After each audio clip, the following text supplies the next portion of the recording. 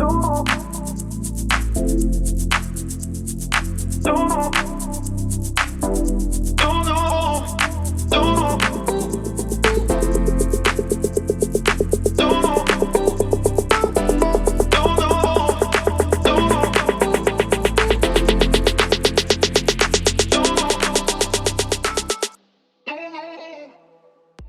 you for joining us today to celebrate the collective genius of the 2024 Divergent Award honorees. I'm Shelby Whitty, founding director of the Initiative for Literacy in a Digital Age. To diverge from traditional pedagogies and research approaches, and to embrace the spirit of following a road less traveled, the Divergent Award for Excellence in Literacy in a Digital Age Research was established in 2016 by the previously known Initiative for 21st Century Literacies Research. And to recognize the indelible contributions of educators and scholars who have dedicated their careers to the theoretical and practical study of literacies, and specifically literacies in the age of digital spaces. The Divergent Publication Award was established in 2018 to recognize the most outstanding digital literacy publications that bring to the forefront the importance and impact of this work.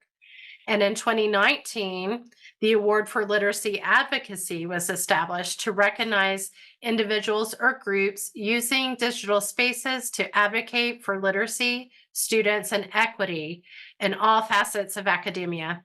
And then we launched the Implementation Award in 2021.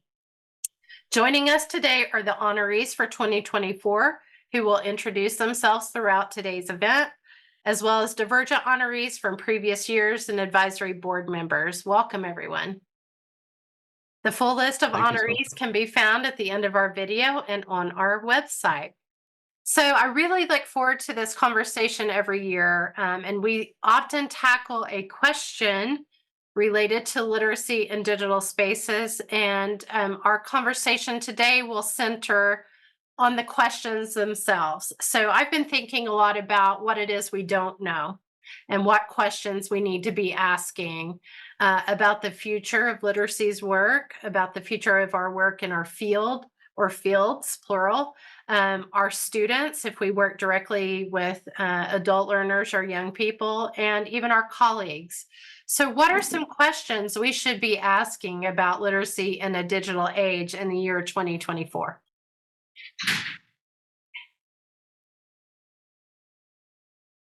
Well, that's a great question. Can I jump in? Yes, please do. Hello and welcome, and thanks for inviting all of us here today. I'm Tom Mackey, and I'm responsible for the book. I co-authored a book with my research colleague and friend, Trudy Jacobson, called Meta-Literacy in a Connected World, Developing Learners as Producers. And I'm a professor in arts and media from Empire State University.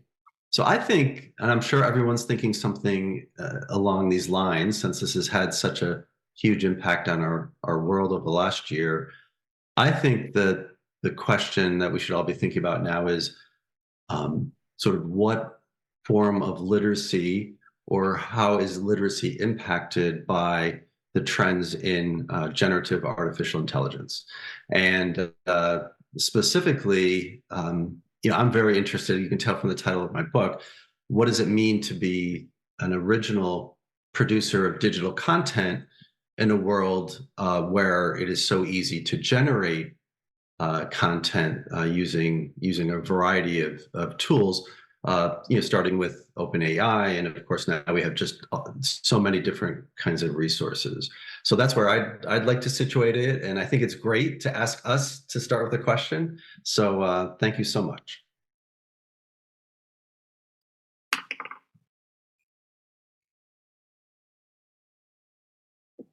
I'll pose. Other people answer the question, or they ask their own questions? I was going to say, I'll pose a related question. Perfect. That's something I've been thinking about. So I'm Jane Lammers, and I had the honor of being recognized as one of the Divergent researchers, one of the newer awards I think you all have, which was great. And it came to me at a time when I was diverging from traditional academia into educational technology. So I have been thinking about how the both the generative AI tools, but everything that we learn in our research, how it's actually impacting instructional practices. And so now working for an ed tech company, I get to think about, and that company, by the way, is Edmentum. So I've been thinking about like how all of the things that I've learned from many of the people in this room and many of the awardees, how to put it into practice in the online courseware and the intervention software that our company designs. And that, like, to try to really make some impact in classrooms.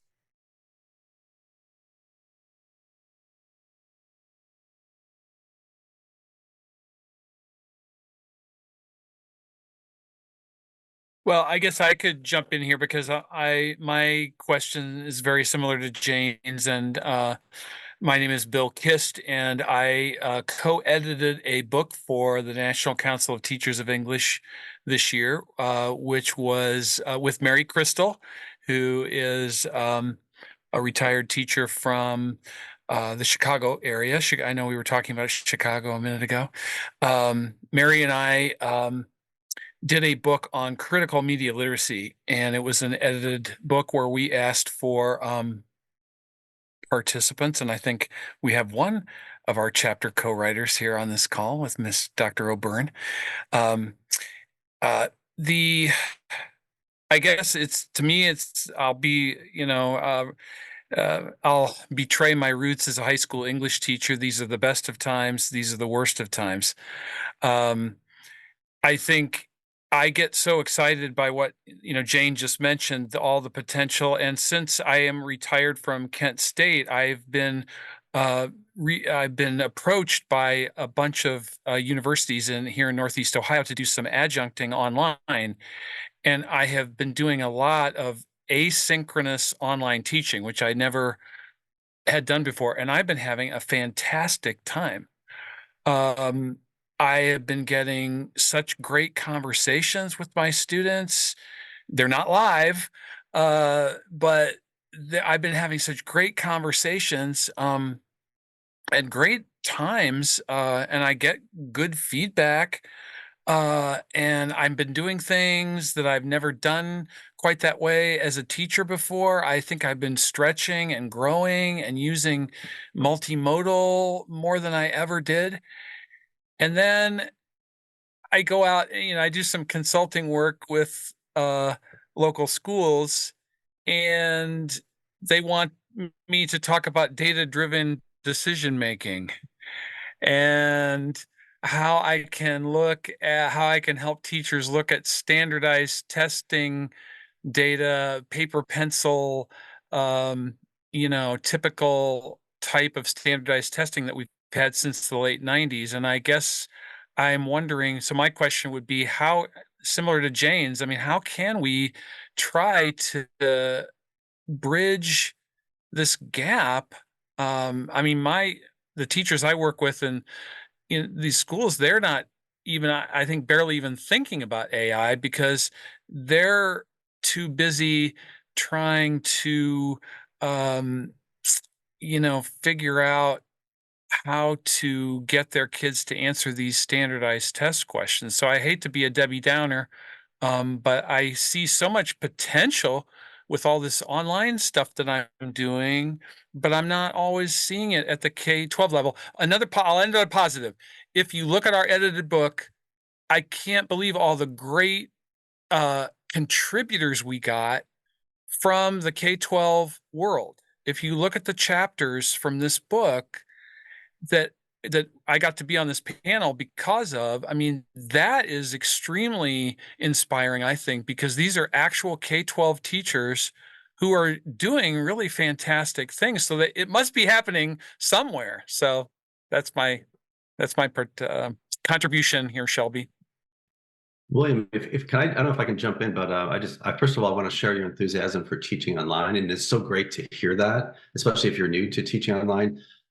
Empire State University is really the online university for the State University of New York, so we've been doing it for many years, and I think there is something about that asynchronous mode in particular that allows for the kinds of conversations you're talking about. You know, during COVID, it was a lot of they were calling it emergency remote teaching where it had to be Zoom. And I think a lot of people thought that that's what online was.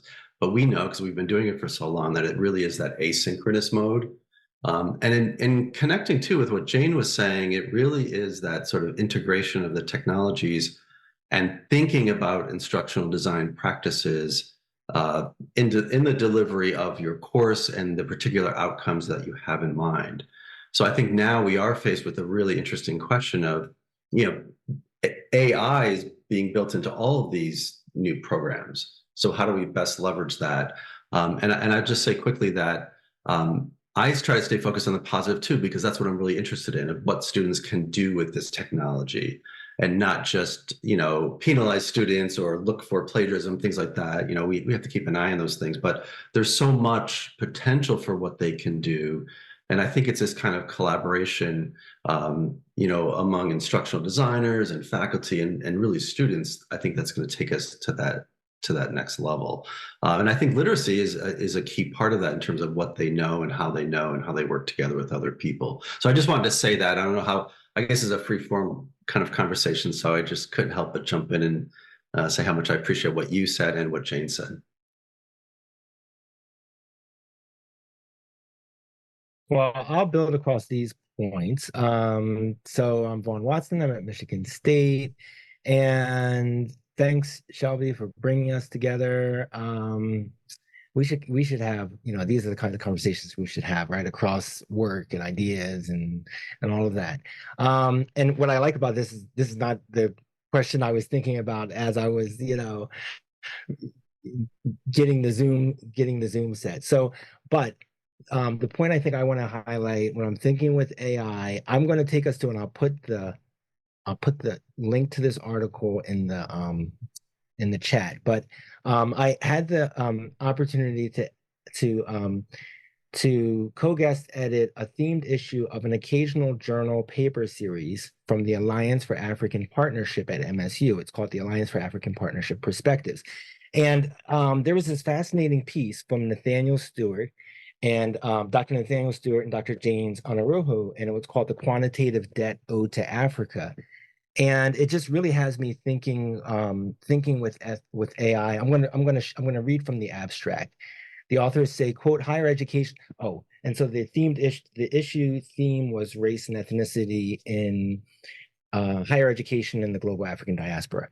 And so this paper specifically, the authors said, quote, higher education institutions hold massive amounts of resources that scholars obtain to produce quantified knowledge. These resources include statistical software, computers, laptops, phones, vehicles, etc. And the authors then took us to Congolese labor in the Democratic Republic of Congo's land that facilitate these modern technological and computing advances, and talked with and theorized and thought with how Congolese families receive inadequate compensation for their contributions to quantified knowledge creation. And then compelled us to think about higher education-based data scientists, quantitative researchers, depending on Congolese labor and resources, and what this means to think about knowledge co-creation and this heightened awareness of settler colonial and anti-Black processes, end quote. And so I think what I'm fascinated as I'm thinking with AI is I'm thinking about this historicizing notion. And in terms of, you know, up underneath of this now, when we think about this, like what histories, what epistemologies, ontologies are surfaced, and how we can so what are that next level of questions that we have to work with students, teachers, teacher educators, etc. It's parallel to the conversation around, it's similar to sort of a citationality conversation, historicizing, if you will, notions of knowledge, ontology, and epistemology. And so with Anna Smith and Jose Lizarraga and Jenny Higgs, there's a themed issue that some of y'all contributed to for English teaching practice and critique. And I had hoped that the authors here would consider contributing a piece thinking with us in literacy studies, particularly across these work. But yeah, I'll paste the link just as something to think about, because it's I'm curious now what this may look like when we engage work with youth, whether it's YPAR work with youth and communities, etc., and thinking about some of these points. So yeah, those are some of the points I'm thinking with across this prompt.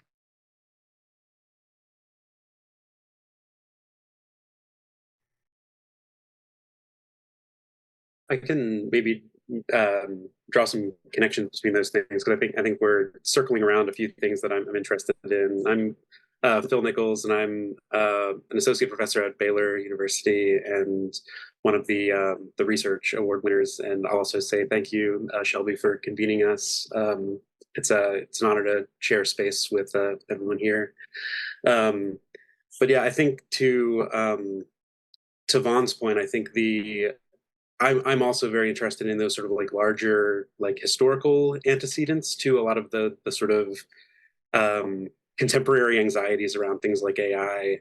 And I think being able to trace those things through like socio-technical kind of processes, like recognizing that something like AI, as much as we talk about like how do we use it or what is it doing, that's often sort of like keeps the technology itself sort of black boxed, and maybe omits conversation about the specific sort of technical processes and the ways that those technical processes are grounded in political economic relations and geopolitical relations. And so I think as a literacy researcher, one of the things that I think is really exciting about that is it means that as generative as sort of research tradition in literacy studies has been, that like looks at like what people do with digital media and what kinds of practices sort of come out of that. I think those sorts of perspectives also like open up a whole lot of room to explore as to how literacy is intermediated by global processes, global historical processes, by material processes that actually I don't know that we have a really like thorough grasp on sort of what that looks like. And so to me, that's a really exciting thing.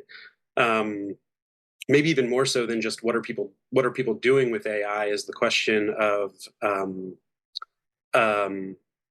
what are the kinds of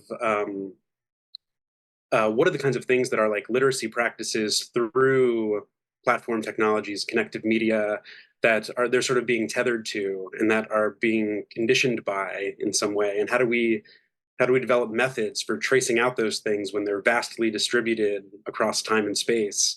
I think, as I said, I think it's exciting because there's been such really rich literacy research that's looked very closely at like media practices and youth media practices, and often sort of in like a bounded space of like a classroom or an out of school space or something like that. But so much of this stuff actually is linked to sort of other places and times.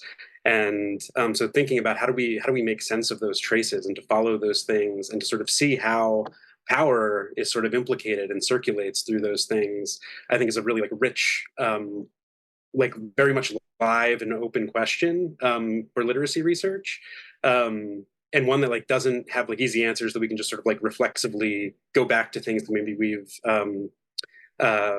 done in the past, or maybe there are things we've done in the past that we may need to think about differently as a result of that. So for me, that's been a really exciting kind of question to wrestle with right now, and I'm hearing that in not just in Vaughn's response, but also in the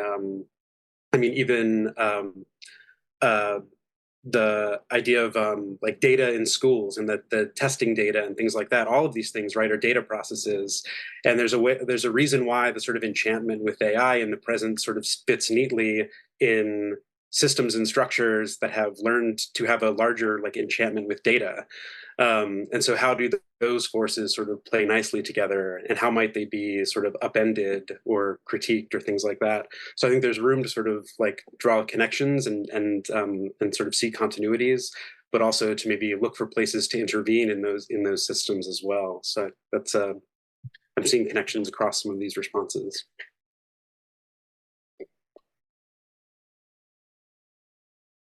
I'm really glad you brought up kind of the methodology question, Phil, and like the how do we study? How do we look at that? I think, when Jen Scott Kerwood, Alicia Magnifico, myself, Amy Stornaiolo, like when we were all talking about the ethics and the practices of looking at affinity spaces, that was kind of the first place where we were looking across time, space, location, modality, and just barely got to scratch the surface. And now there are all of these other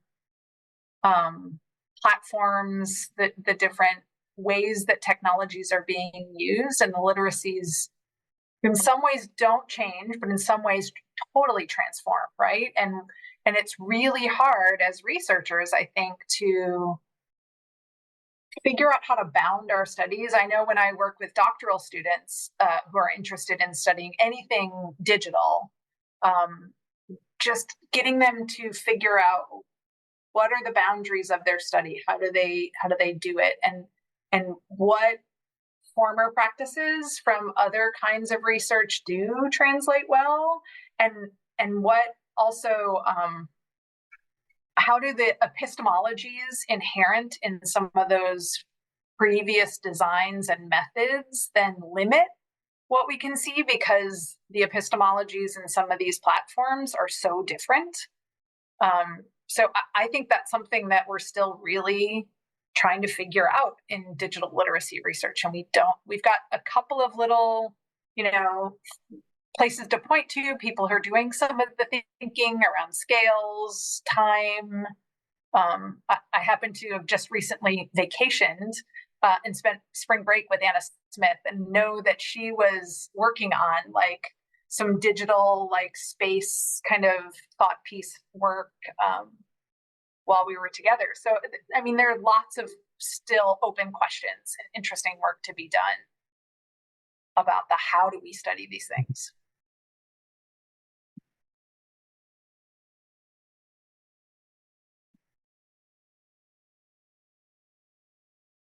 I'll jump in.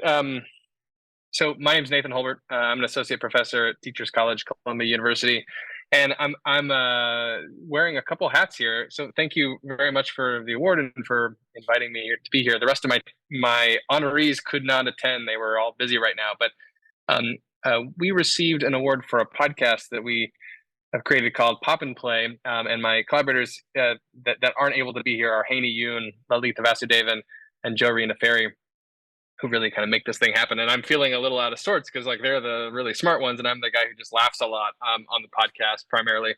But a lot of this conversation is making me think about how I personally am getting a little exhausted myself with having to have conversations about AI so much, because it is all consuming right now and everybody's thinking. It's all consuming in the design work. It's all consuming in research. And one thing that keeps frustrating me about those conversations that you guys are so beautifully capturing and your deep thinking here is how superficial those conversations often are, and how much they miss and how much they kind of assume about the technology, how much they assume about learning, which is really kind of a problem, right?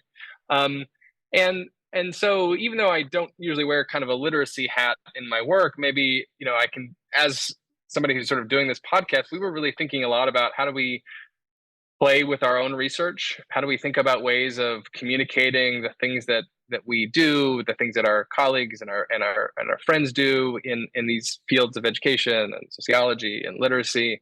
And how do we think about using various modalities to communicate those really complex and difficult ideas? And we're very much not trying to just sort of like come up with ways to communicate science. That's an important thing too. But just like, how do we create spaces for us to explore how we communicate? How do we create spaces for us to play with ideas using different modalities? And so I guess in terms of kind of a question to throw out then is something around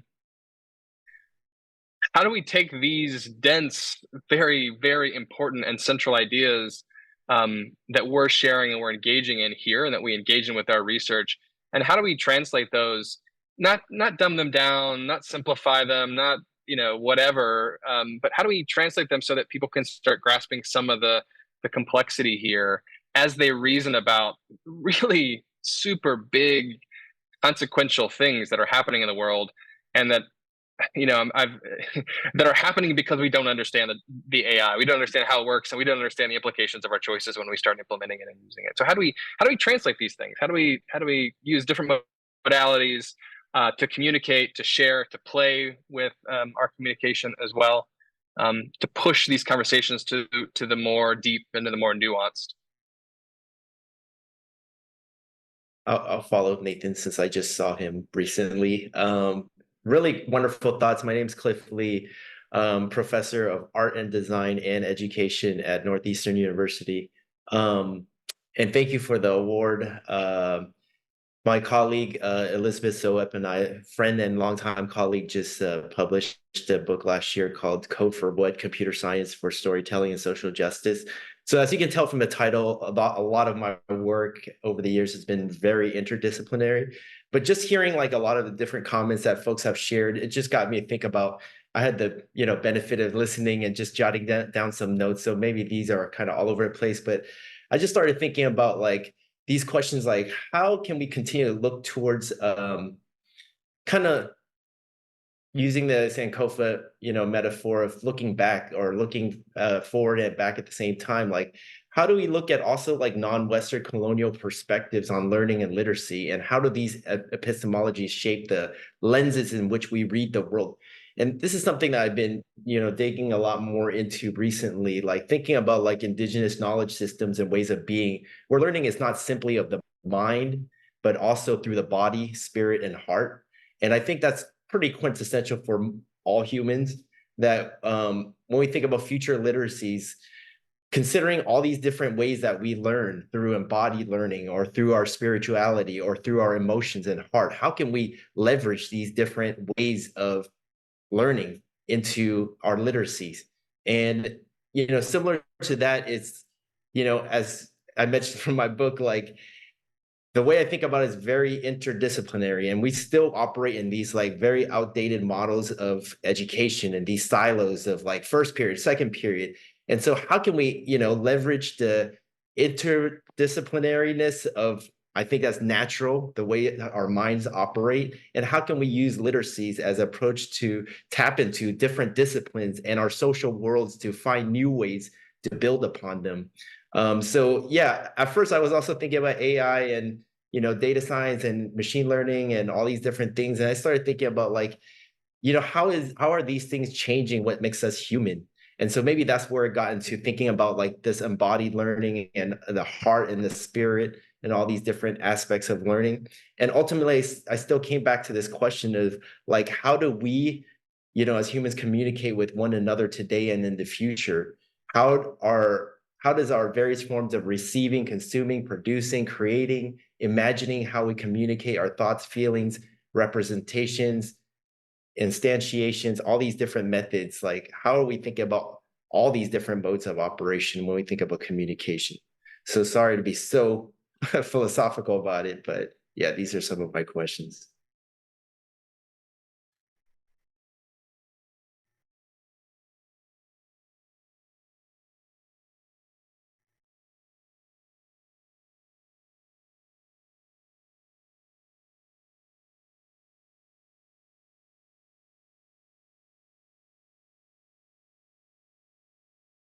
Wait time is always awkward in situations like this. If anyone wants to jump in and piggyback on that, I've heard. Well, Go ahead. oh, I'll just say quickly. I love the way Cliff really framed that, and also building on what Nathan said too, because I really like what Nathan said in terms of like we're so focused on this right now. This is what everybody's talking about. And as you were saying that, I was thinking, okay, what are we missing because we're focused so much on this? But then when Cliff was talking, I think this this idea of thinking about it as communication and thinking really about the human as being, central to this. I think in many ways that's why literacy is so important, because literacy ultimately is about sort of how we know ourselves and how we know the world. And as part of that, it is clearly communication as well. And it is interesting too. I really support the idea that Cliff noted, that the importance of interdisciplinarity. I mean, just with this conversation we've had so far, we're hearing we don't always have these kinds of conversations. I mean, we do with colleagues, but I think it's to hear from so many different people from so many different backgrounds and disciplines and institutions. It's really kind of eye-opening. Even though we're kind of talking now about that same initial question related to Gen AI and literacy. It's really fascinating to think through those issues. So thank you for those insights. I just wanted to jump in and say that. Thanks.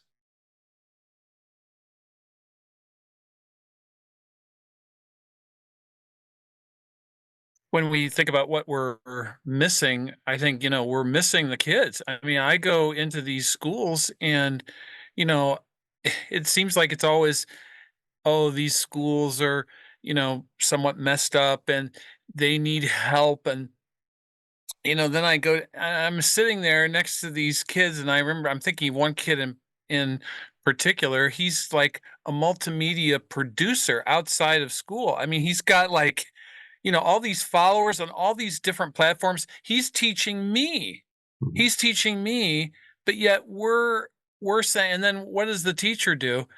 Open your books to page 42. We're now going to listen to a book on tape for 45 minutes.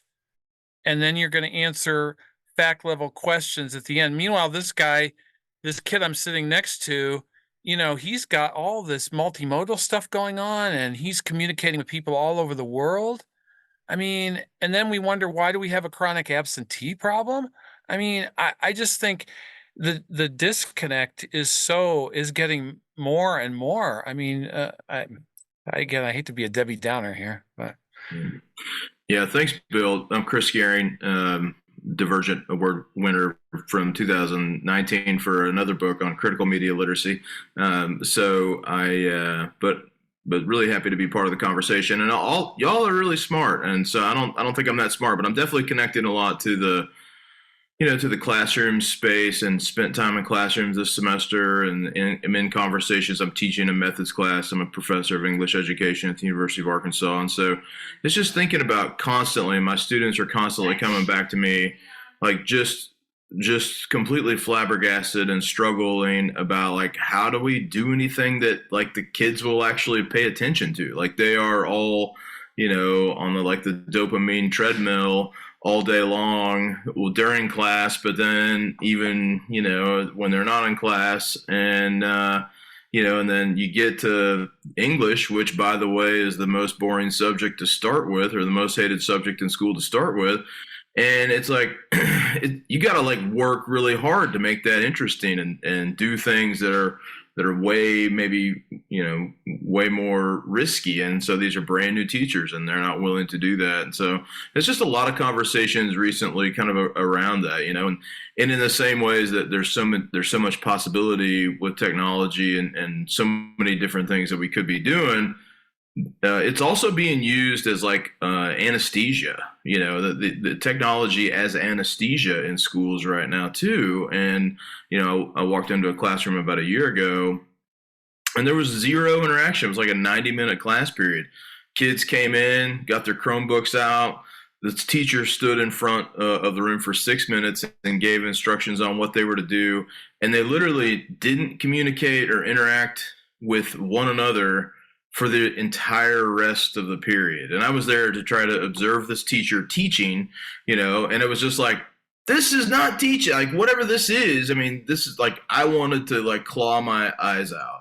And, some maybe, like, bordering a little bit on the Debbie Downer side too, but I just feel like that, that is maybe more of the experience right now in schools than it's been. And, like, I agree with what you said there, Bill. And, like, the divide is bigger.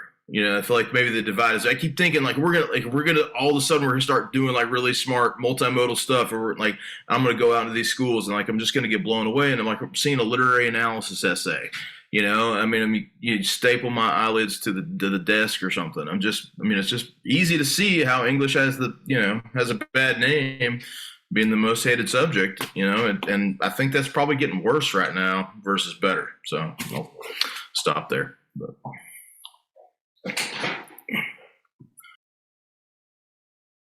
I can jump in. We can't leave it on a downing moment, can we? My name is Sarah Bonner. Thank you.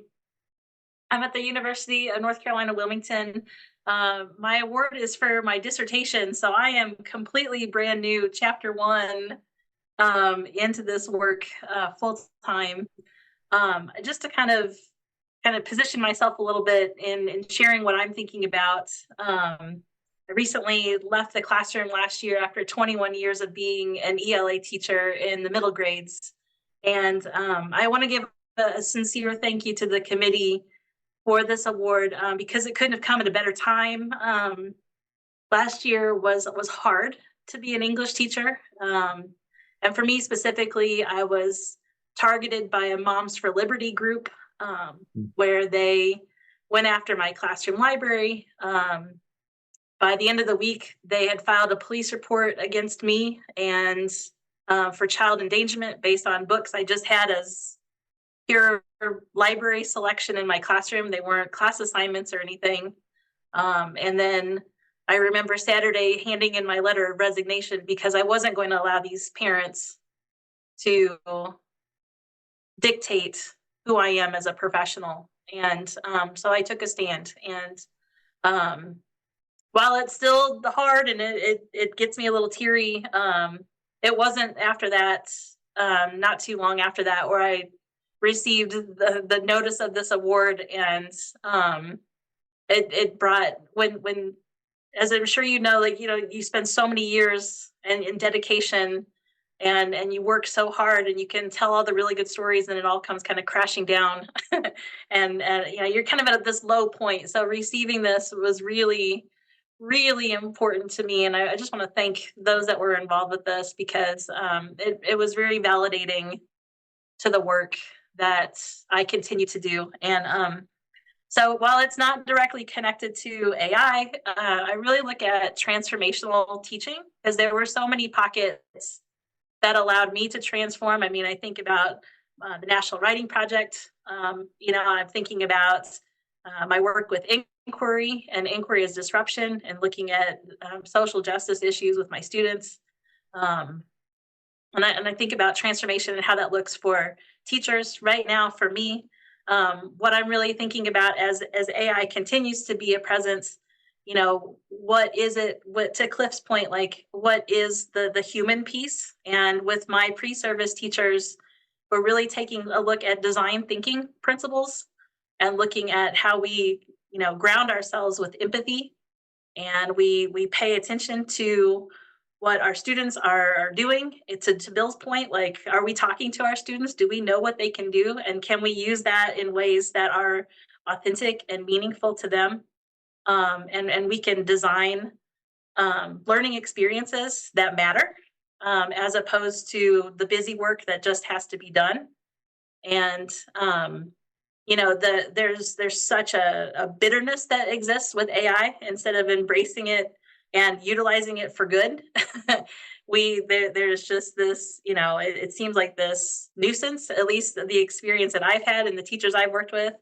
To me, I'm really working at like changing the perception because I think it's really an important time for us to reimagine and rethink what learning looks like, because we have to keep in mind our students' identities. We have to keep our students in the front of everything that we do. We have to keep our students above standards. And that's going to take a lot of paradigm shifting among our, experienced teachers. And then for our new teachers, especially, who need us to support them more than ever during this turbulent time. So I have a lot of, it's not directly to AI, but a lot of my thinking in literacies is, how do we reimagine? Because I don't want to continue to prepare teachers for schools that are. I want to continue to do the work for schools that can be. And that's kind of driving my thoughts as I continue the work moving forward. I'm going to jump in. I'm Brian Ripley Crandall. I was a 2018 Divergent winner. And like Chris, your conversation has me thinking in a million different directions. But what you just triggered for me, Sarah, is the word courageous. It's a new word that I'm just like playing around with. Because teaching is always a courageous act. And I think literacy is a courageous act. Like Vaughn's work with, African literacies or African exploited literacies, or the way we have colonized the rest of the world with English literacies. I'm just really interested at speaking back, talking back, fighting back, promoting the voices of the marginalized communities around the world, and that takes courage. And our Divergent winners board has talked a lot through a program we've been calling Initiated, about what can we do to better support those of you doing courageous work. And I know Ian just nodded his head. He's brilliant at keeping up with all the materials of these groups like Moms for Liberty that are really working to destroy K-12 education and the profession of teaching. So I'm just curious what your thoughts as the 2023 winners or 24 winners. I'm still living in 1999, you all. I'm partying with Prince. So what are your thoughts on the courageous nature of what we need to be doing right now, especially in relation to your work? And Bill, I know you published those the two anthologies of journals that for NCTE. I'm going to start with you and wonder if you would answer that question. What courage did you find with the publication that you did?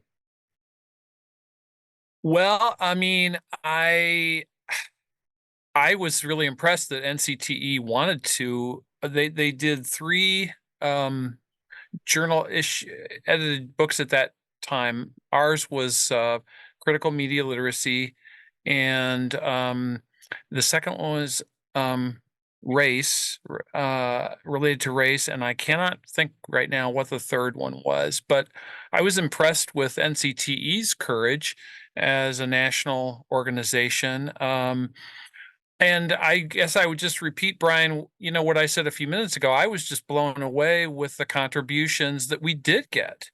If you look at that book, I mean, it is, we had early childhood, middle childhood, high school, and adult, and they were all teaching in real, most of them public schools, with all of the horrible pressures that Sarah's bringing up, and yet they were doing it. I think uh, I don't know, what was the question again, Brian? How are they?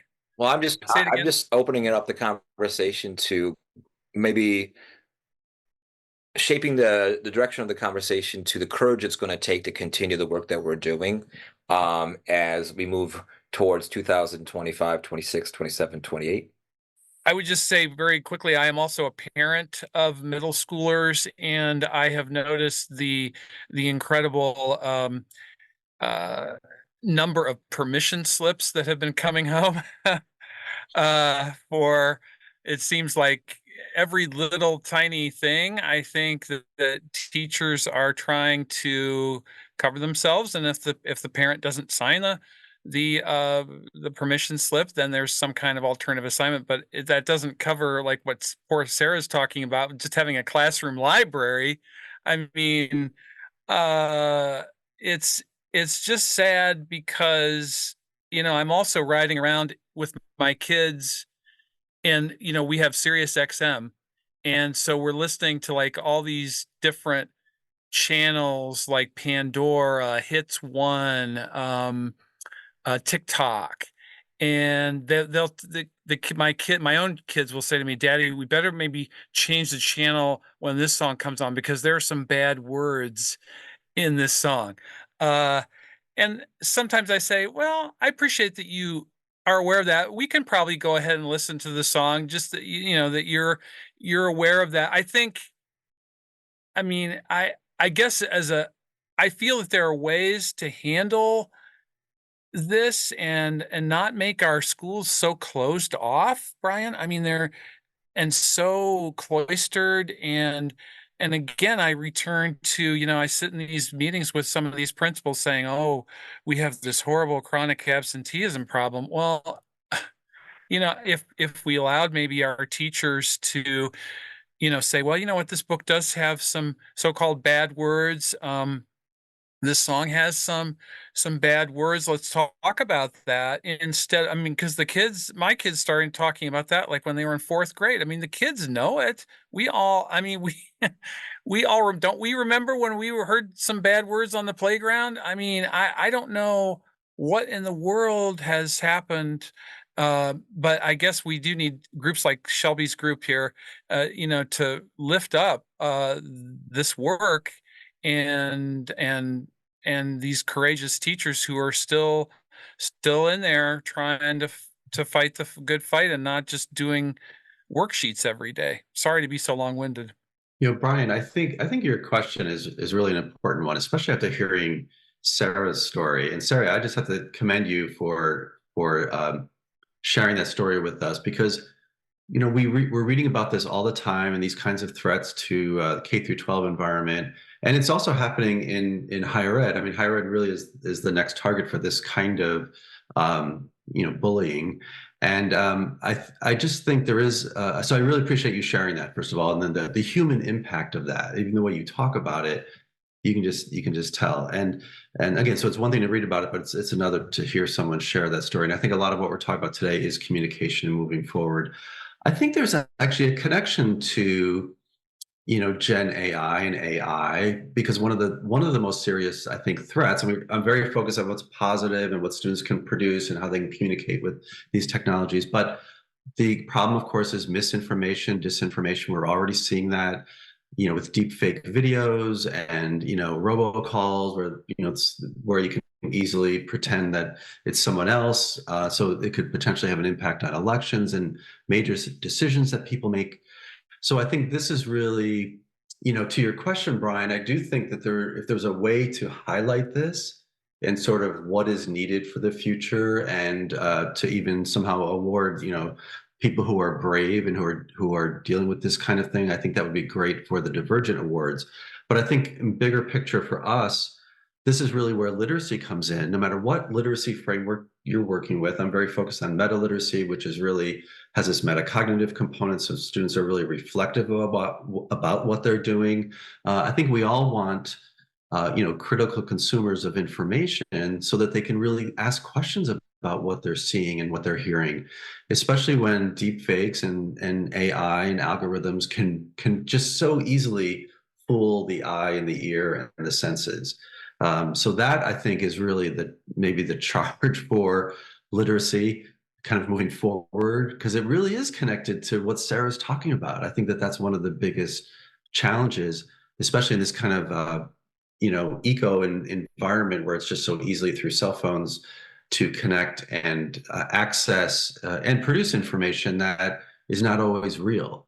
So how do we make it real? How do we build that into our literacy framework so that students really are producing meaningful information and connecting with other people in a meaningful way? So I think there's something really important here, Brian, in your question and framing it really through what Sarah shared. Josh, you haven't had an opportunity to say anything. I didn't want the time to pass before you have a chance to let us know a little bit about you and your work and how all of this may relate to what you are studying right now. Sure. Thank you so much, Shelby, and everyone. I've really just kind of been absorbing and taking it in. My name is Josh Coleman. I'm an assistant professor of English education at the University of Iowa. And so I want to begin first with just a very profound and very deeply meant thank you. Sarah, I'm a Southerner and I began my career teaching in North Carolina, and what you do is deeply impactful. And so I am so very grateful on a very personal level for what you have done.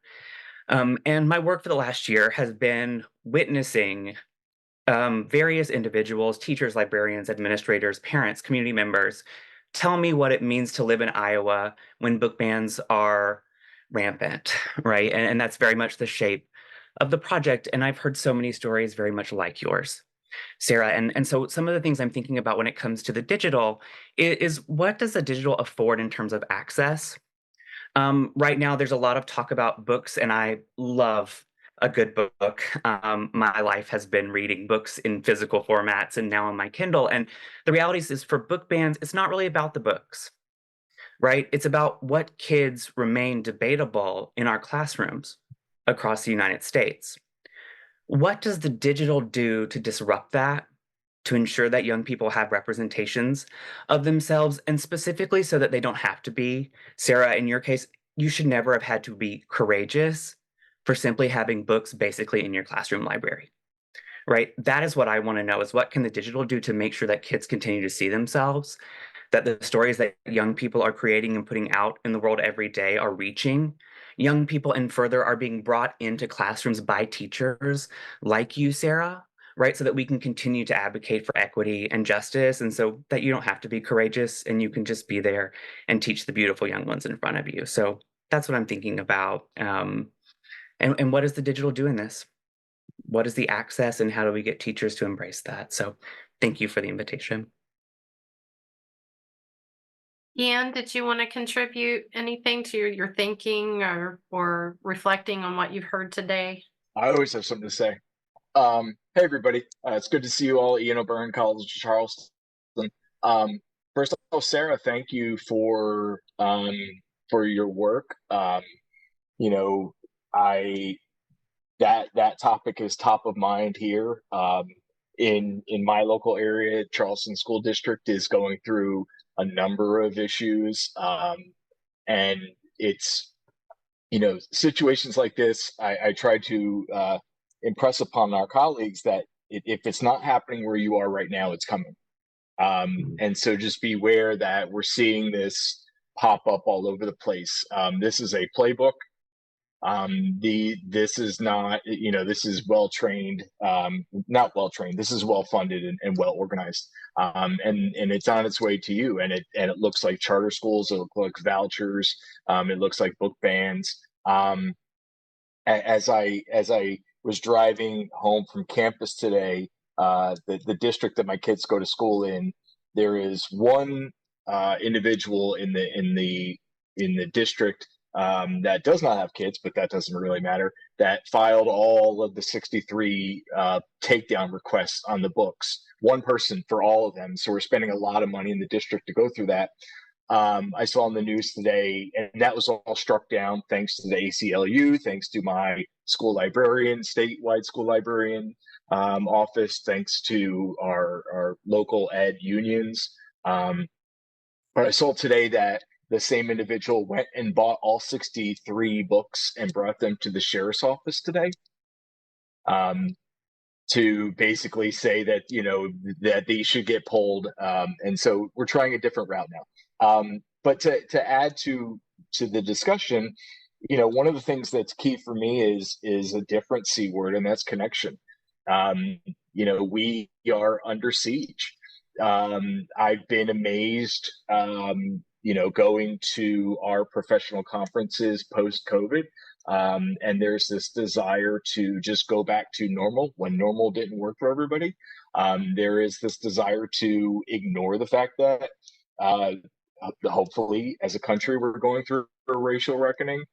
There's a desire to go back to normal and just cede power to different companies and organizations. And I'm always inspired by the brilliance of the collective, and that we're stronger together. And as a group of divergent winners, it's really intriguing to me to think about, okay, what would happen if we all were in the same space? Because there's things that I know, but there's a lot that I don't know. And having those, as Thomas said before, those interdisciplinary connections, having people that are in business, people that are in coding, people that are developers for programs, people that work in AI, people that work in legal. We need to have spaces where we all can come to the table together, and talk about what's happening in our different spaces. And sort of connect the dots and say, okay, this is what's happening in South Carolina. Here's what's happening in North Carolina. Here's what's happening in Iowa. Here's what's happening in Michigan. But then also, more importantly to me, what's happening in Ireland, what's happening in Australia, what's happening in Ukraine, and trying to see globally, because digital is a global medium, a global space, what's happening across those spaces. So once again, I'm thankful for these times together, but we need more of it. We need a public and a private space so that we can talk, so we can support one another, so that we can commiserate, and we can back up Sarah and the next Sarah and the next Sarah and the next Sarah, and we can also push, have some policymakers and legal folks and developers so we can understand what are these tools doing. We can have legal that we can come in and get support and policy so we can speak to our Congress critters or world leaders and try and say, like, this is not acceptable. Mm-hmm. Yeah.